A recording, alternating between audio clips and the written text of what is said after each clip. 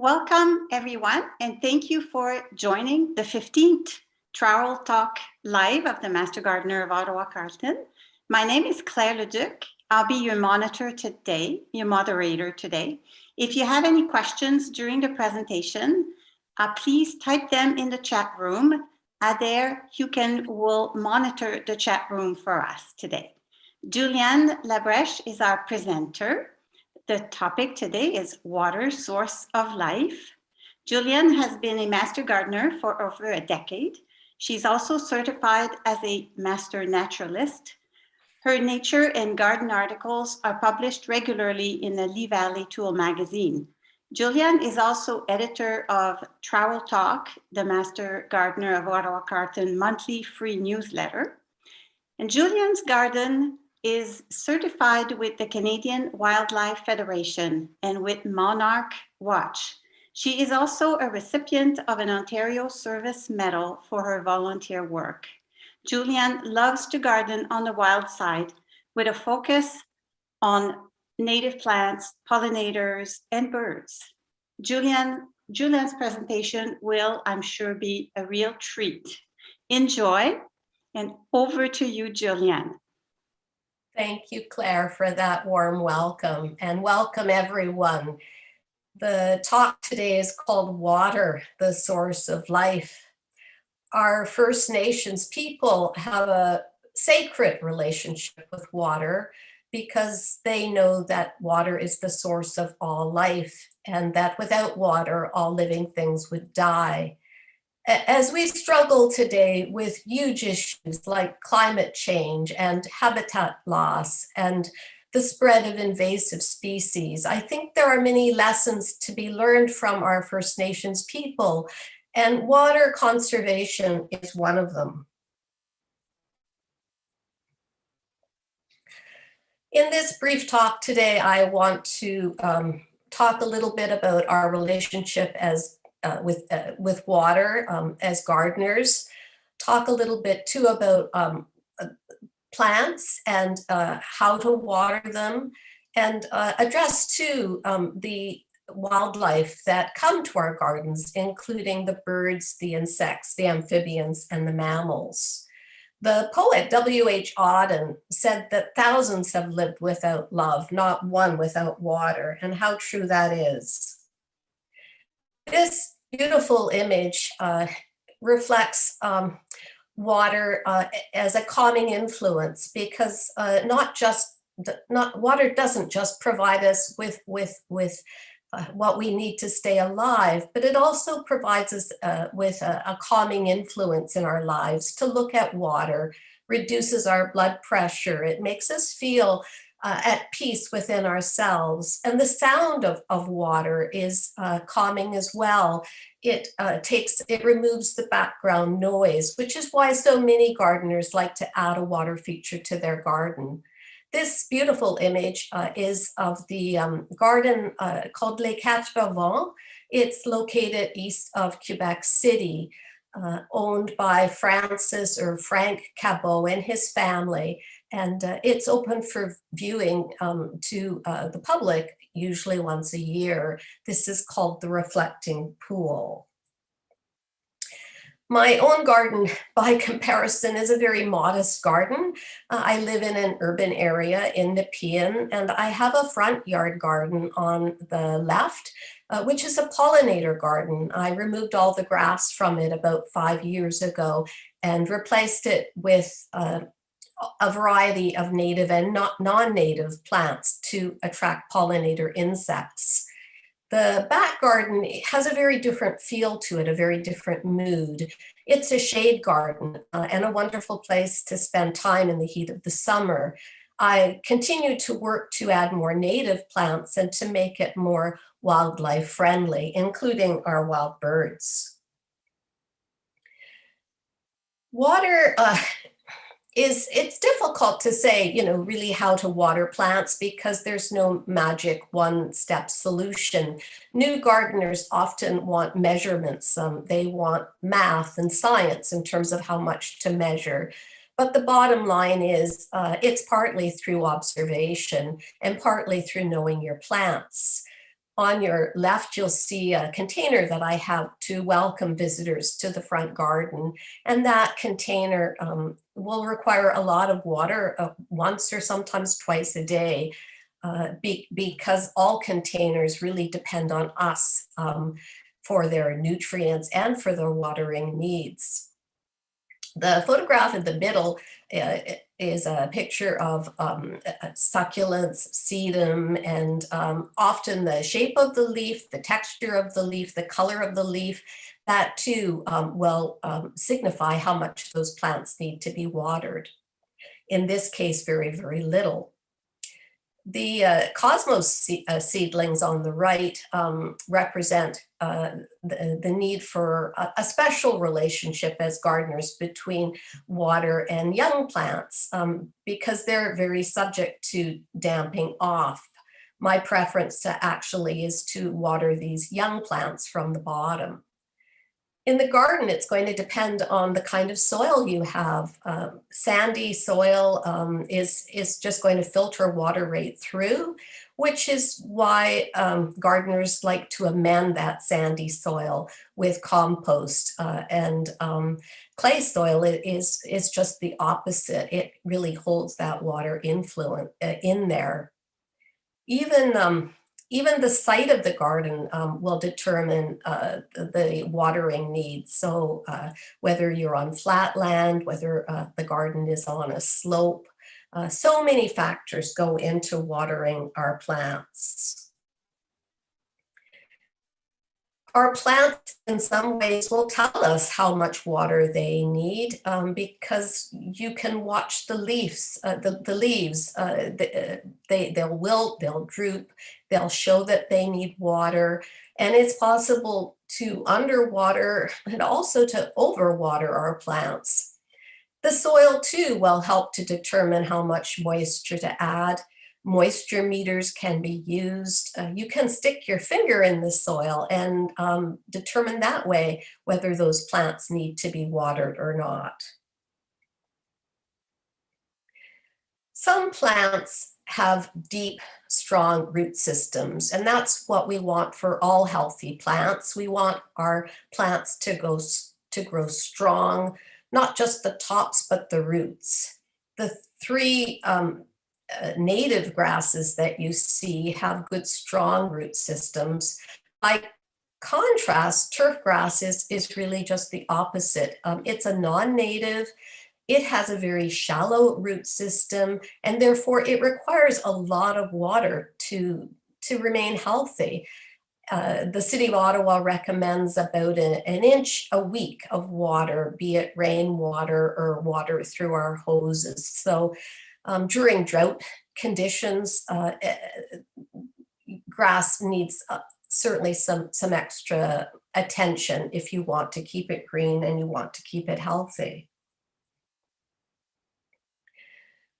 Water-wise gardening can certainly be assisted using rain barrels. If you don't have one, it might be something to consider adding one, adding two, adding three, because the rainwater will enrich the soil and be at a comfortable temperature for the plants. You might also want to consider adding mulch, because mulch is going to keep the soil moist. It's going to prevent weeds, and there's all kinds of different mulches that you can use to keep that moisture in the soil. So it can be cedar chips perhaps, or leaves, or dried grass, or different products, even rock or stone. Anything that you can use to keep the moisture in the soil is going to help your plants. Drought-tolerant plants are also a way to go in terms of water conservation. My front garden, my meadowscape, has many different kinds of drought-tolerant plants. There's a long list, and rather than go through them with you today, there is a handout available, and that will be posted shortly. Some of my favorite plants in my front meadowscape include the black-eyed Susan, or the rudbeckia, the coreopsis or the tick seed. I have a lot of echinacea or coneflowers, and globe thistle is just coming into bloom right now. My gaillardia or my blanket flower is in bloom right now, as is the Asclepia tuberosa. That's the image that you're seeing on your screen right now. Liatris, goldenrod, perhaps not the common goldenrod because it can be aggressive, but there's different kinds of goldenrods. I also love herbs as a way of conserving water because these Mediterranean plants are well suited to dry, harsh conditions. And so the front garden includes herbs including sages, different kinds of thymes. The lavender is also in bloom right now and is really a beautiful plant that seems to bring in all kinds of pollinators. Right now, if you look on the City of Ottawa website, they are promoting the use of rain gardens, especially in some older parts of the city, including Westboro. To my knowledge, there are some financial incentives even available. So a rain garden is pretty easy to create. It's going to stop that rain from filtering down into the city sewer system and into the waterways and into the rivers and bringing contaminants with it. To make a rain garden in your own garden, you want to have it about, well, at least 3 meters out from your foundation, close to a downspout. It requires digging a good deep hole, a little over 2 feet or 82 centimeters in depth, and filling that base with sand to let that rain seep in. On top of the sand will be a mixture of sand and compost and soil, and then you can fill it with well, hopefully some native plants, but a variety of plants that are going to really take in that rain. Around the edge of the rain garden is a berm or an edging, often made of stone, and that will prevent the rain from running off. And often too, there are river stones that are used to direct the flow. I think that would be a wonderful weekend warrior project and certainly a worthy project to take on. Gardeners sometimes forget too that it's important to water your compost because compost, to make good compost, you need 4 parts. You need your green materials, in other words, your plants that go into the compost, those wasted plants. You need browns, which are your leaf materials. You need oxygen, which is why you need to turn or aerate the compost. And finally, you need to add water to help that mixture to break down well. Again, it's hard to say exactly how much water to add, but gardeners often talk about their compost being the consistency of a well-wrung sponge. So that if you have a tumbler composter, a closed-in compost, when you open it up, it should smell sweet like a forest, not like a swamp. I welcome the birds to my garden and feel that we have a bit of a win-win situation together because they bring their bird song and their beauty with them. They also go a long way in eating the insects, the bugs, the caterpillars that want to sometimes eat and destroy my plants.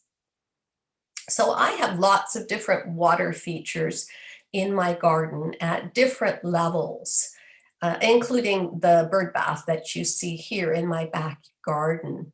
I do feel strongly that if we're going to provide water for the birds, then we have a responsibility to keep that water clean for them.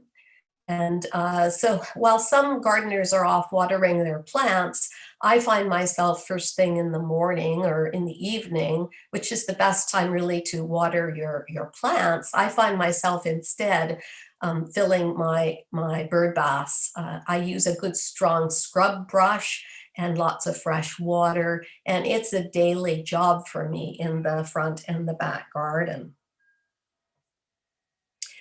If you're going to have bird baths, you also probably should be aware that you will get different kinds of birds coming because all of these birds get thirsty. So in the spring, I see lots, and even in the summer months, of course, too, I see lots of robins coming and taking baths and taking drinks. I have lots of songbirds that come today. The chickadees were out there in the bird bath having lots of fun. But I also have the American crow, and perhaps not so pretty, a very intelligent bird, and like others, wishes to rear its young with a clean, moist food.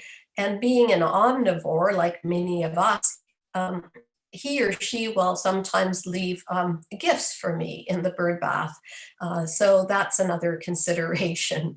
And the picture you see at the bottom right is a small Cooper's hawk that landed in my garden. I do sometimes get birds of prey coming to the garden, hawks and sometimes even owls. Sometimes they are looking for the songbirds. More often they're looking for the mice, the rodents that are also found in the garden. So as I said earlier, I have lots of different water features, small and large at various levels through the garden. I guess the most exotic one I have is in the front garden. I have what's called a bubble rock. It's basically a pond. So I hired someone to come and make a hole. It was filled with a plastic liner. And rocks were put in, including a large rock with a hole drilled in the middle of it.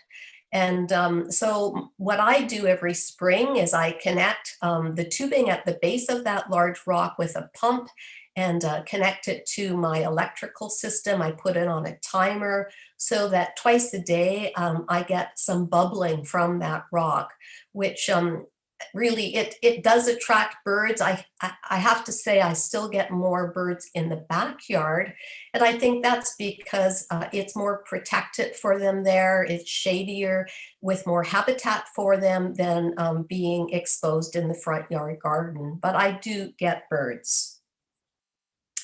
Some people have wonderful large properties and wonderful large ponds, such as the one on your left. Mine tend to be generally small water features, often made out of recycled materials, things that I was able to get hold of very inexpensively. I do think, though, about adding stones or pebbles to the surface of some of these materials so that there's not a slippery surface for the birds. Hummingbirds too love water, and so if you have a mister or a light spray, it will really help to attract them. If you have a nectar feeder, you really have to change it regularly and often during the hot summer months. I did have a hummingbird last summer, and I'm hoping that he'll come back soon. I bought a special solar spray to attract the hummingbird this year, and it seems to be working fairly well. Insects too get thirsty, and this is a small cup and saucer feature that I have. I think the advantage of some of these small features is that not only will they help in terms of sustaining moisture and nutrients for these insects, but also it becomes a teaching opportunity so that when children come through the garden, I can talk a little bit about pollinators and share my knowledge. Butterflies too appreciate water. They want mud. So basically they want a mixture of water, compost, manure, soil, so that they can puddle Rotten fruit is a very good thing to add, a few stones. It's the male butterflies in particular that like to puddle so that they can gather calcium and other nutrients that are required in their reproductive system. If you have a toad in your garden, you're very fortunate indeed. They will require moist conditions. And I mention amphibians because they're not only a source of interest, but great bug collectors in the garden. It's estimated that an average toad can chow down on about 10,000 insects over the course of the summer. The Canadian Wildlife Federation says that they actually eat a lot of those so-called bad bugs, including the slugs and the earwigs and cutworms and even gypsy moths. So lucky you if you have a toad in your garden. People have different views, I know, around these small mammals that visit our garden. And I do have to say that they're not a problem for me. They don't do any damage. That's not to say that I want all of yours as well. But we have managed to work out a peaceful coexistence. And I think part of the reason for that is that I do provide water, as I said, at different levels, so that I often see them drinking in these small pools that I have. They get thirsty too, and during especially those hot, dry conditions, they seek moisture through plants. So part of the reason they're eating through your plants isn't so much they want to eat, but they want to drink. And so I do think that having some water will help gardeners, no matter how you feel about the small mammals. For me, the absolute best time to walk through the garden is just after it rains. It's so beautiful. The air smells fresh. The plants look so healthy. It's also a wonderful time to weed because the soil is moist and it's easy to pull out those weeds.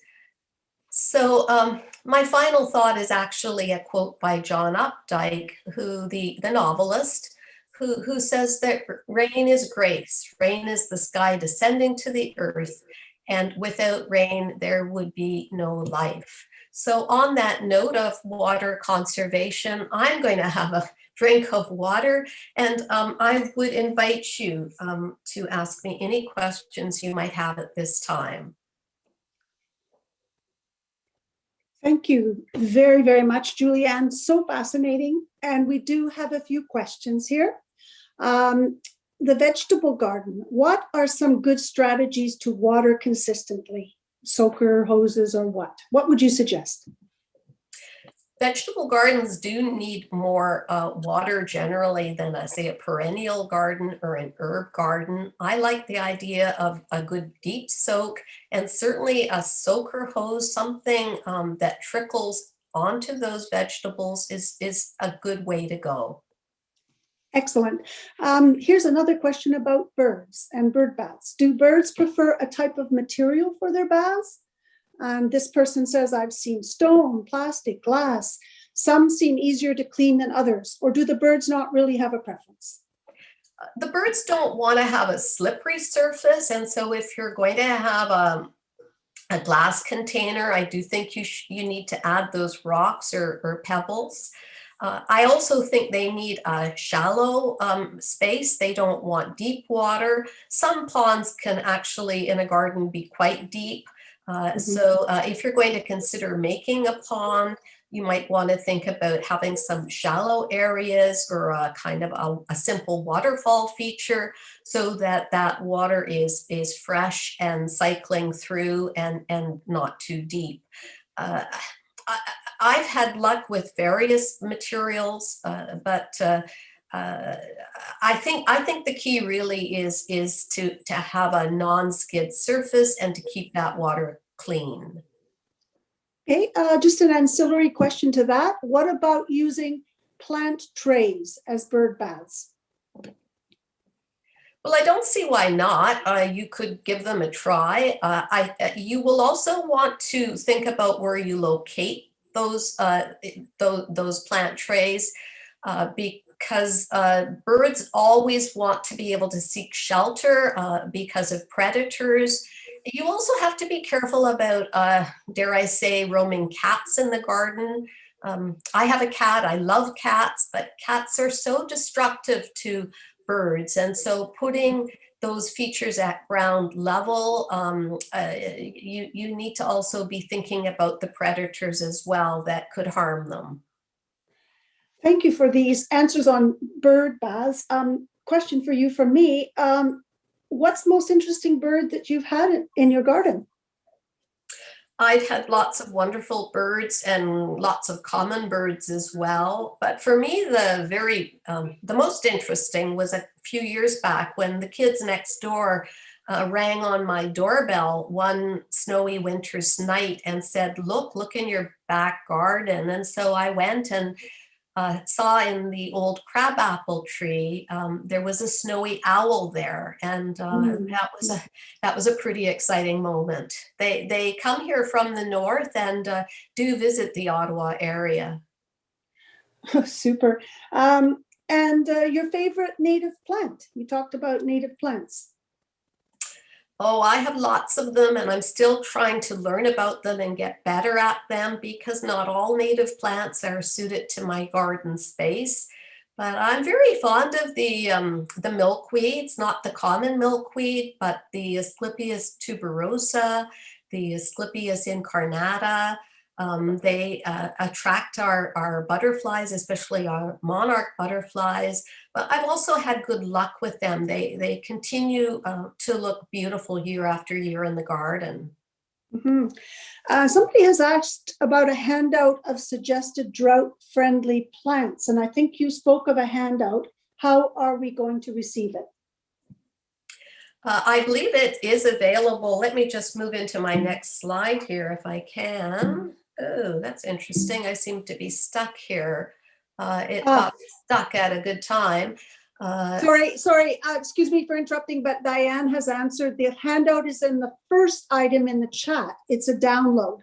Sorry, I don't have it in mine, in my chat. So I guess it's a download, and it's not here yet, but I guess it will be coming up.